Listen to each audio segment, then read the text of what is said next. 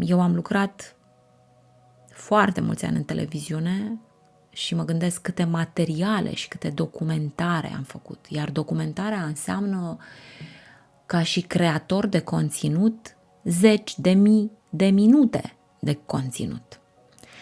Nu exista, evident, nici măcar Facebook în momentul în care eu am pornit televiziunea și în care chiar am creat conținut. Pentru că acest tip de creativitate pe mine mă atrage, adică e o creativitate